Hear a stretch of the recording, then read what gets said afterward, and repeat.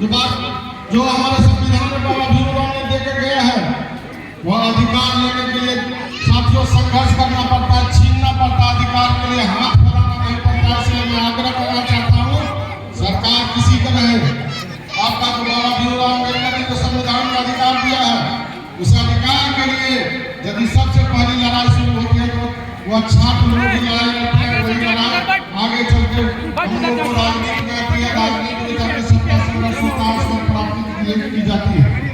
इसलिए मैं आग्रह करना चाहता हूँ कि बाबा भीमराव अम्बेडकर का जो सपना था, जो छात्र छात्री हैं, जो आने वाला समय है, जिस तरह से हम लोग का एकीकरण तो खोला जाता है, जिस तरह से वर्गीकरण की बातें होती है, जिसमें वर्गीकरण की बातें हुई थी उसमें आता न्यायपालिका में हम लोग कितनी आदमी है, न्यायपालिका से पहले शुरू किया जाए वर्गीकरण, उसके बाद नीचे वर्गीकरण किया जाए। तो हम लोगों का संगठन है, हम लोग एक सूत्र में बंधे हुए हैं, उसको तोड़ने का काम कर रहा है कुछ लोग, कुछ पार्टियां। इसलिए सतर्क होकर रहने की आवश्यकता है साथियों। आपकी लड़ाई लड़ने का काम करे, वैसे लड़ने का काम नहीं है, उसको लेकर चलने का काम है साथियों।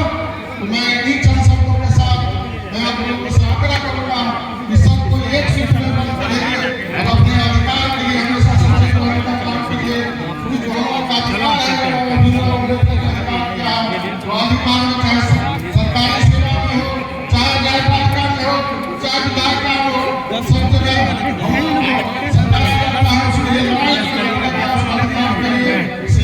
इसीलिए सब लोगों को एक सूत्र में बंध में रहिएगा, तभी लड़ने का काम कीजिएगा। इन्हीं चंद शब्दों के साथ मैं अपनी बात समाप्त करता हूँ। जय हिंद, जय भारत, जय भीम। बहुत बहुत धन्यवाद सर, आपने हमें अपने मार्गदर्शन से सम्मानित करने का काम किया। मैं छात्रावास के सभी छात्रों से अनुरोध करना चाहूंगा कि आप लोग अपने स्थान पर रहें, अनुशासन दिखाते हुए। अब मैं चाहूंगा निवास कुमार जी से आग्रह है कि राज्यसभा सांसद हम लोगों के बड़े भाई संजय यादव जी को मोमेंटो देकर सम्मानित करने का काम करेंगे। जोरदार तालियों से स्वागत करें माननीय श्री संजय यादव जी का।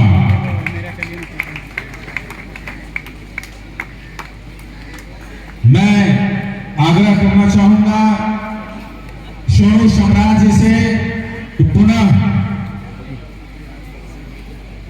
माननीय संजय यादव जी को मोमेंटो देकर सम्मानित करने का काम करें। छात्रावास के वरिष्ठ छात्र हैं सोनू सम्राट जी और एडवोकेट भी हैं, जो तालियों से स्वागत करेंगे। जी भैया, क्योंकि पूरे बिहार के छात्रावास आपको देख रही है, लगातार 15 वर्षों से पूरे बिहार के हक अधिकार के लड़ाई लड़ने वाले बाबा साहब अम्बेडकर ने कहा था कि बहुत मुश्किल से इस कारवां को हम लोग आगे लाए हैं, किसी भी कीमत पर लेकर के।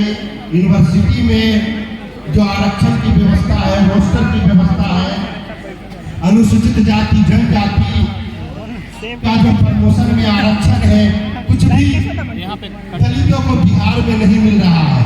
इसलिए बिहार में सत्ता परिवर्तन की दरकार है। हमारे बड़े भाई तेजस्वी यादव जी जो जगह जगह जाकर के बाबा साहब व्यवस्था से लड़ते रहे, हम चाहते हैं तेजस्वी जी भी उसी राह पर चल रहे हैं और हमें बहुत खुशी होता है। हम तमाम छात्रों की ओर से पूरे बिहार के अम्बेडकर कल्याण छात्रावास अनुसूचित जाति जनजाति छात्र युवा कर्मचारी की ओर से तेजस्वी जी का स्वागत करते हैं और बाबा साहब अम्बेडकर के कारवां को रुकने नहीं देना है। अभी मैं बता देना चाहता हूँ कि जिस तरह से 2 अप्रैल 2018 को हम लोगों ने आंदोलन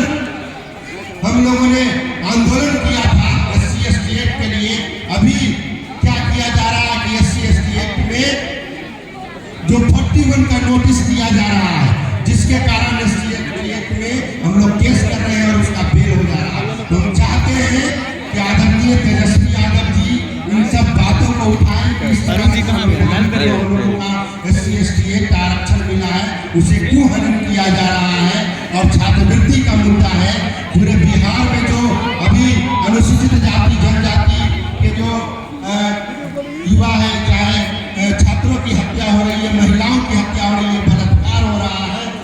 हजारों दलितों की हत्या हो रहा है।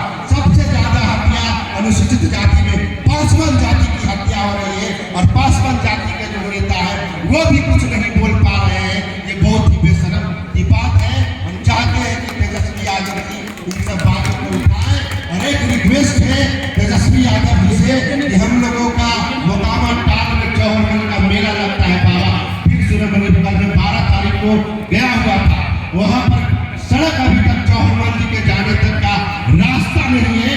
यही अत्याचार है।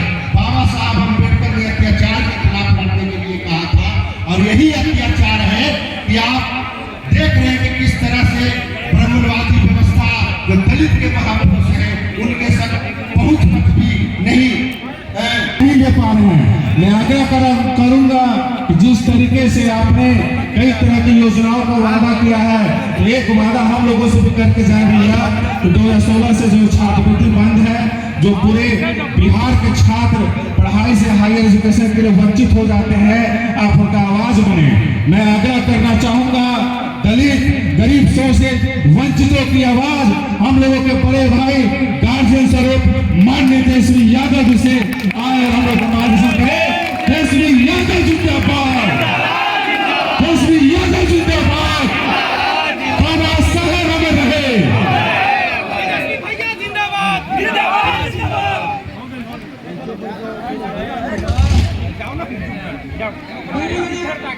आज अंबेडकर जयंती के अवसर पर डॉक्टर बी.आर. अंबेडकर छात्रावास पटना विश्वविद्यालय में आयोजित जयंती समारोह में उपस्थित सभी महानुभाव, मंच पे बैठे सभी छात्र नेता से लेके दलित छात्रगण, प्रोफेसर, के कार्यक्रम में आप सब लोगों का स्वागत करते हैं, आप लोगों का अभिनंदन करते हैं। और छात्रों ने बड़े प्यार से जो आमंत्रित किया आज जयंती के अवसर पर, और मेरा फर्ज बनता था, इतने प्यार से जब छात्रों ने आमंत्रित किया है और एक संवाद का मौका दिया है अपने छात्रों से संवाद करने का, तो इस अपॉर्चुनिटी को हम खोए ना, बल्कि आप लोगों के बीच आकर के जयंती को भी मनाएं और अपनी बातों को भी आपके समक्ष रखने का काम करें। बाबा साहब अम्बेडकर का योगदान देश के निर्माण में क्या है, ये किसी से छुपा नहीं है, और ये बताने की भी जरूरत नहीं। हम नौजवान युवा पीढ़ियों को एक चीज सोचना पड़ेगा कि बाबा साहब की विचारधारा पर हम लोगों को चलना है कि नहीं चलना। आज कई लोग ऐसे हैं, लोकतंत्र है, और लोकतंत्र में सभी लोगों की अपनी अलग अलग विचारधारा है। कई ऐसी विचारधारा है देश में कि बाबा साहब अम्बेडकर के विचारधारा और लिखे हुए संविधान को खत्म करना चाहती है, और देश में संविधान की जगह बाबा गोवलकर का कानून को लागू करना चाहती है।